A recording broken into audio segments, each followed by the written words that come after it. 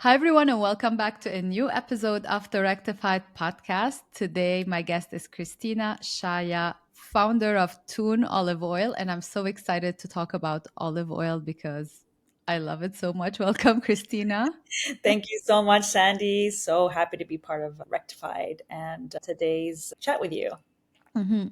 Christina, there's a lot of wars on oils. One day they're good, one day they're bad.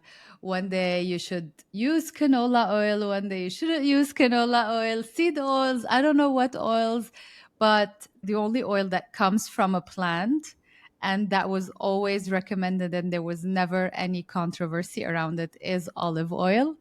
And so tell me more about that and tell me more about your story and how did you get started? Yeah, for sure. Well, to start off, Toon is short for Zaytun, which means olive. So really the foundation of our brand, and that represents our, culture and roots so much. I'm Lebanese. My husband's Palestinian, and we founded Toon really to like reconnect with our land. And a Hmm. big part of our land is the olive tree and the olive Yeah. oil that comes from it. You're totally right about the war on all the oils in terms of seed oils, non-seed oils, but even olive oil in itself has garnered so much attention because in the last Yeah. few years it's been a lot about oil mixing, the quality of the oil, how True. legitimate some of the oils are that you're buying from the grocery stores. So yeah, you're so spot Yeah. on, but it is definitely and will remain to be the most common plant-based oil that you'll find because of its health benefits and because of its diversity and how you can use it. Our olive oil, you know we harvested at the very very beginning of the year on Yeah. October 1st, 2024 was last year's harvest. And a lot of oil is harvested later in the year because um, you know the rainfall Yeah. creates more yield for the Hmm. olive Hmm. oil. But if you harvest it really, really early, the olive is going to be more green, but also Yeah. richer and deeper in flavor and an antioxidant. So something that we learned, when we were starting Tune, Hmm. just something so simple can really like drastically change the taste and the Yeah. quality of olive oil. Yeah. So are you getting the olive oil from Lebanon? Yes, so we source it Okay. from a small family harvest in the south. Mm. I'm originally from the south, but last Yeah. year we couldn't go to the village from where I'm from because of the war. Yeah. So what we did was we found another small village and an amazing family harvest that do this incredible extra virgin Hmm. olive oil that's harvested very, very early. We did Yeah. also go to the north, and I know you mentioned Yes. north. We tried a bunch, like we went all over. Also, northern olive oil is Hmm. incredible, and I don't know if people know that, the soil and the climate Yeah. changes the taste of the oil like pretty drastically. So even in such a small country like Lebanon, north and Yeah. south, we do have different tastes. So yeah, Yeah. we worked with them for the 2024 harvest and we're able to bring it to Canada. Yeah. I'm pretty biased from my for my northern olive oil. That's where I get comments, be like, oh, northern Yeah. olive oil. And I love both so much. Yeah. But I recently tried olive oil from the south and it's equally amazing and totally recommend it. So tell me a little bit about Toon. You decided to create this new brand. You're based in Ontario, in Toronto, I believe. Yes, yeah. And how did you do it? Like, how did you start this journey? Yeah, journey is the right word. It's definitely been a really personal journey starting Tune. Um, I mentioned I'm Lebanese, my husband's Palestinian, and I think you can relate that food is a big part of Yeah. our culture, our tradition, and it's deeply tied to that. And so the sort of idea for Tune was to be able to bring some of that and the stories behind some of the best produce that our land can bring and bring it to Canada and share the stories Hmm. behind the farmers who do it, but also really elevate the quality of the Yeah. food and sort of compete against some of the best in the market. So that's sort of how it started, and it really started with olive oil. I know I mentioned it represents so much of our land and the olive tree in itself. So we sort of went on a mission last year Yeah. to find some of the best olive oil in Lebanon. And when we found our partners in Tamburit, is the village where we worked with, we thought, yeah, there's no other choice but to try to Hmm. create a brand Yeah. and bring it over. Yeah. And do you like import it in bulk and package it here, or does it come already in the bottles? Like how did you decide all the logistics part? Yeah, that was probably one of the most challenging parts, which is sort of the setup and planning the logistics or supply chain of setting up. Hmm. No, it gets bottled in Lebanon. Okay. So we source it from the farm, and then we had other partners there. We worked with Fair Trade Lebanon actually to help us bottle it, label it, and then bring it over here. Hmm. Tell me about Fair Trade Lebanon. What is it exactly? It's a social enterprise, and what they do is they sort of focus on the agriculture. They have different Okay. streams, but one of them is agriculture. So they try to focus on the what Lebanon's land is able to produce and try to work with very small cooperatives and SMEs across Lebanon to produce and sell some of the products, and namely to export it and bring it into foreign markets, which is really, really good for the economy. So, when we were doing the olive oil, we also wanted to work with women led cooperatives. And so, other Yeah. than olive oil, we worked with Fair Trade Lebanon to bring our pomegranate molasses and the makdous, Mm. which is stuffed baby eggplants, and olive oil soap. Yeah. Yeah. Oh, okay, that's pretty amazing. So you're a baby company. You just got started. How do you tell people about your brand? Like, how are you spreading the word about Toon and the products you have? Maybe not everybody knows what Maktus is if they're not, from the Middle East. So all Yeah. of these things, like, how do you go about it? Well, we wanted Tune to launch it primarily as a direct to consumer brand, focus on leveraging e-commerce. So with that, a lot of that was working on our socials, kind of focus on like organic and storytelling primarily. And there's a Yeah. part of it that's educational too, because I think, while we from the region might know about our olive oil and our other products, a Yeah. big part of it is trying to, I guess, penetrate other parts of the market and target Hmm. Asian consumers. So a lot of our marketing has been more on the storytelling of the products, the farmers, the land, as well as a bit of educational content. So Yeah. mostly I'd say it's been, Instagram, so Meta, and Hmm. TikTok, Yeah. and really community based, building Yeah. into the our community pop-ups, markets, Hmm. that's been a huge part of us sharing our story. Yeah, it's true that, Italian olive oil, there are countries, Spanish, things like that. There are countries that are more known for it. We know our oil, but like not everybody in the world knows about it. So educating and telling them like what it really is a good part of your strategy. Do you have someone helping you with that? Did you outsource it, or is it because it's brand new, you're doing everything yourself in terms of social media? Yeah, no, we're doing everything ourselves. It's been a bit of a Hmm. learning journey, but we've been very, very lucky. I think we've just tried to focus on being really transparent, upfront, Yeah. more on the founder led storytelling, which has done well. And a big part of it is trial and error, Yeah. to see what works. But I have to say, we do have a secret weapon. My sister works in digital marketing. Okay. Yeah, and she's just been pretty pivotal as well to try Yeah. to help us navigate sort of the paid media and some of that space, which, yeah, Hmm. so that's been really, really helpful. But otherwise, everything is, in house. We're just doing it ourselves and Yeah. learning as we go. And I wanted to comment on something you said sorry, earlier, because it was Yeah. so important. You talked about other European oil.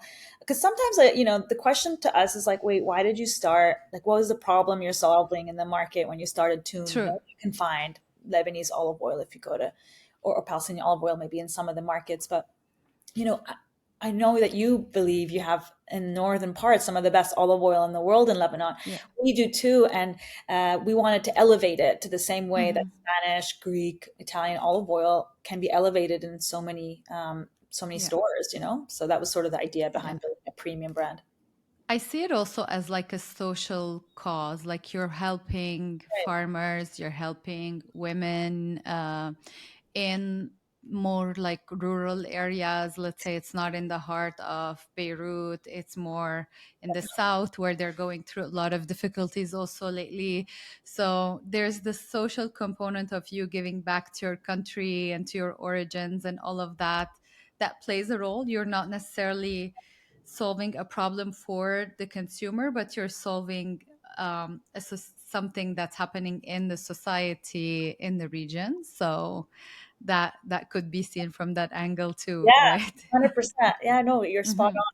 It's what drives us. It is a fundamental part of our mission, and where we want to take Toon is to build a social Hmm.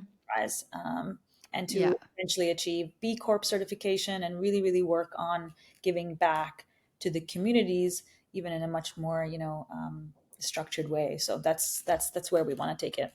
Hmm. Yeah, I really love everything you're doing. So tell me more. How did you fund this project? Did you fund it yourself? Did you get any loans, any funds? I don't know. Just tell me more about that part. So there are three, I guess, ways. Number one is we did bootstrap a big portion ourselves Mm-hmm. as the founders.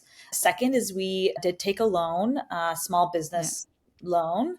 And then the third is we did do a small family and friends round, Okay. which, sort of happened, I think, a bit more Yeah. organically because when, your closest people find out you're doing something and it means something to them as well, they want to be a part Mm-hmm. of it. So that's been really, really like that has been one of the other success factors for I think our growth in the 3 months because yes, there's an investment behind it, but your friends and family are also like emotionally invested and they've been really Mm-hmm. key to providing us advice True. and navigating. So yeah, those are the three funding sources. Yeah. Yeah. Are you open to going through different funds someday, angel investors or VCs, or do you want to like keep it to yourself and build it slowly and gradually and have like complete ownership and, freedom Yeah. to do what you want? Yeah, we've discussed it. I mean, both options are viable. Uh, Mm-hmm. I would, of course, like to maintain, majority control. Yeah. But I do think that, when we talk about scaling and growth, and if we really want to go global with Toon, which is the goal, then we are going to probably need a good Yeah. backing. And so we would be open to angel investors. It would just have to be aligned to our values. And I think that's just Yeah. something that we would be really focused on. I wouldn't maybe get funding from just anywhere. So Mm-hmm. something that I think is probably imminently in the future. Yeah. Yeah, yeah, Too early for it, but I mean, it's something that, I mean, as a founder, I know that you project yourself to the future and you might think about all totally. of these, yeah, all of these things. Um, I'm curious, Christina, what did you do before Toon? Like, were you in the business world? What world were you in?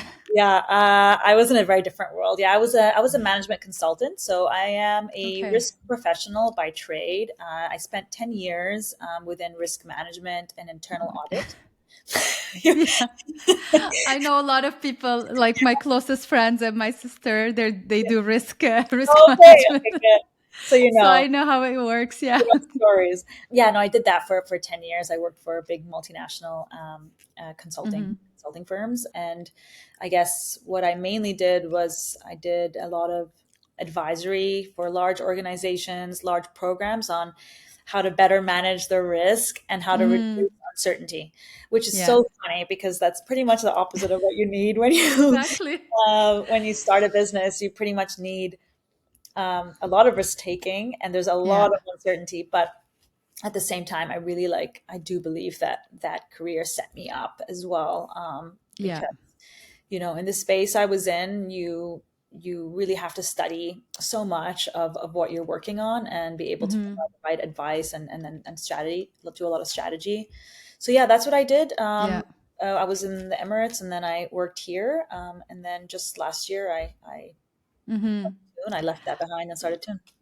I kind of felt it. That's why I asked, because I see the structure, like in your brain, everything is structured, and you know you planned it, and you're talking. It's not like the other, founders who come from different worlds. I know this world very well, and I'm surrounded by people who worked like in the same environment as you. So I kind of understand, how they think and this and that. So I'm like, I think she comes from the business world, but I don't know what she does, and Yeah, I just figured it out, and yeah, it shows. But leaving these multinational companies that are very stable, the income is good, the salaries are good, this is one of the good paying jobs that are in the market, and starting a company by yourself, entrepreneurship. I've been there, I've done that. yeah. So, how are you managing that? Like this crazy roller coaster ride? Yeah, it's crazy. I mean, you're so right because you spend about 10 years, your brain functions in a certain way. And Hmm. yeah, I'm not surprised you caught on to it because it is how I operate, Yeah. but yeah, it's been a crazy journey, but it's been amazing. I feel like Hmm. sort of I don't know if you felt this, but I feel like I've sort of like woken up on the other side. I'm like, oh, like this is Yeah. really cool. This is Yeah. amazing. Starting something your own, doing a lot of, I guess having the autonomy and Hmm. creativity to build something. Um, Exactly. and doing it alone and realizing that yeah, the system makes it difficult, sometimes for you to do something like mission driven, but it's been an incredibly fulfilling and eye-opening experience for me. Hmm. Very, very happy. I had a wonderful career, have like that didn't go away, Yeah. Yeah. but and it was good to me in many ways, but I always felt like something was missing, and I'm like, well, I think I found it. Yeah, it's I been love this. really crazy Yeah. to navigate, but really good. Yeah. You feel like you're not really working, like time is flying and you're doing something that's really nice, and you have all this passion about it, but at the same time you have to take care of your numbers and your strategies and this and that, but you're building something that's giving you some sort of purpose in life, and that's what makes the difference rather than managing risk for big Totally, institutions. totally. Yeah, no, you're right. But one thing is that my job before was extremely fast paced. I worked a lot, Yeah. I did a Mm. lot at the same time. And so I was really sort of, used to my nervous system always being, on alert and Yeah. working under pressure. So that I think set me up to do this. Hmm. Yeah, but the difference is that now you're doing it for yourself, and I think that's a really special feeling. There's a grind, there's a hustle, but I guess you start to really see the like Yeah. outcome of that. When you Hmm. build And no something. one's going to tell you what to do. You Oh yeah, have to, yeah. it's like when you become an adult and no one's going to wake you up to go to school. And this is the same thing. Like, no one's going to tell you just get up and work. You have to, you Yeah. are responsible of yourself and your company, and you have to just go and create all those initiatives. Christina, are you working by yourself? I know you founded this with your husband, but is he also involved in this full time with you? How are you managing it together? He's not full time, so he has a full time Okay. job. Yeah. So it's primarily me. Mm-hmm. Yeah, I mean, you just become a jack of all trades, you're Yeah. doing everything. We have great like partnerships. I've had, Mm-hmm. you know, great partnerships, and I have a great support system that is helping me. I think I mentioned my sister has helped a lot with the digital marketing Yeah. side. And we have good partners in the logistics and warehousing space, in the design and agency, but Mm-hmm. it's really just me doing it. And my husband supports as well whenever he has time. So really, it's Yeah. just both. And I think, one thing that's been really helpful, I told you, is my friends and family have really, really are really Mm-hmm. supportive. If I Yeah. need any help in the warehouse or with my markets and pop-ups, I mean, they're there. They're by Yeah. my side, and they've supported me so much along the journey. So yeah, Mm-hmm. that's me. But we do have plans to hire sometime soon, and Yeah. as we scale, and that's sort of the Of goal. course. Yeah. Yeah. It's something that I noticed with all the companies that actually survive, and I wish that for you, obviously. Um, the founders always, there's somebody, they have like a support system. If they're completely alone and their families are like, oh, what is she doing? Like, she must be crazy or something, leaving her job and doing this. If you don't have that and you have everybody's support, it really enables you to do more and more, and it just encourages you. While the people who are alone, like I'm seeing that with everybody, either here on the podcast or the people I work with, it's always that those who have their support groups, support systems, family, husband, friends, whatever, these are the people who are able to continue, because entrepreneurship is not easy, and there are days where you're gonna cry and say, what did I do? And How did you know I did that yesterday? I'm just kidding. Um, we yeah, all do. uh, yeah, that existential crisis of like, what have I done?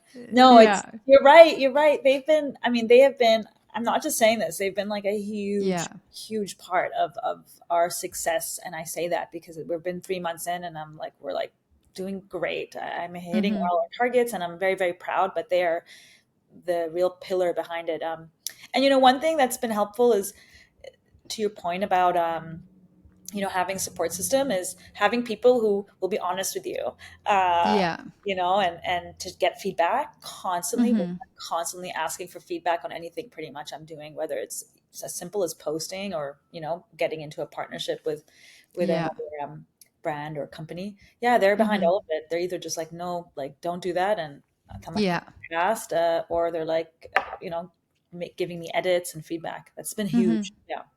Yeah.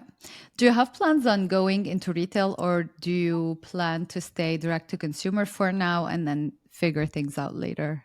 We do have plans to go into retail. Our plan was always towards the end of this year to start going into Hmm. retail, some stores, but we're Yeah. kind of getting there already, which Yeah. is very exciting. We've gotten a couple of like inbound interest in terms of bringing Toon into markets and stores and groceries, which is amazing. Really, really happy. Mm, So yeah, we are talking to a few, and that's, I think, going to be a big part of, I guess, entering the market a yeah. bit more in Canada. Yeah. And if you're in Ontario, do you have to follow the rules of the French language and everything, just like you're in Quebec? Yeah, I mean, because we always wanted to sell across Canada Mm-hmm. while we're based in Ontario, the goal was always sort of Canada wide. So, yes, we did. Yeah. And that was also another thing to navigate, right? The like regulatory landscape of labeling Yeah. and and bringing food in and importing. So, yes, we do. All of our labels and products are Mm-hmm. bilingual. Yeah. I'm asking because I have some ideas. I'll tell you later Oh, good. Tell me. Yeah. Good. off the line. Because it's quite tricky if you want to sell in Quebec, but Yeah. most people usually take that into consideration from the beginning, and they write like they do a bilingual packaging from the start. Um, in Yeah. terms of retail, what kind of a place do you see yourself in? I think more like specialty artisanal Mm-hmm. stores. That's something that we would really like to target and are already working with. A lot of small grocers that do focus on mission driven products and Yeah. storytelling products have been also a big part of our retail strategy. And you also have more like market artisanal stores that aren't just food Mm-hmm. based, but they sell and support small businesses. That's been another Yeah. part. And restaurants. Yeah, a big part Yeah. is also restaurants, Middle Eastern, Lebanese, like minded restaurants in this space. Did you ever participate in farmers markets or like any markets in your area that people go and try food and they buy things? Yeah, yeah, that's been a huge part of our strategy the last uh, Mm-hmm. 2 months. Yes, we've been part of the Toronto Artisan Market at Trinity Bellwoods, Don Mills. We did a couple of pop ups with some community businesses here in where we live in Midtown Toronto. Mm-hmm. And then festivals as well. Taste of the Middle East Festival. We have some festivals coming up in September. So, yeah, Yeah. that's been really, I thought it would be a great opportunity to sort of be face Yeah. to face, but I didn't realize how amazing it'd be because Mm-hmm. um, I think it's more the community based part of it, and being able to share your story to someone like face to Yeah. face has been really cool. Yeah. Yeah. Also, trying and testing Yeah. is a great way to, sampling. People would be very interested to try. And then, even if they're not from the Middle East, if they try something and it's like an exotic taste, sort of, they would be willing to like buy and then repurchase if they love it. So that would be really cool.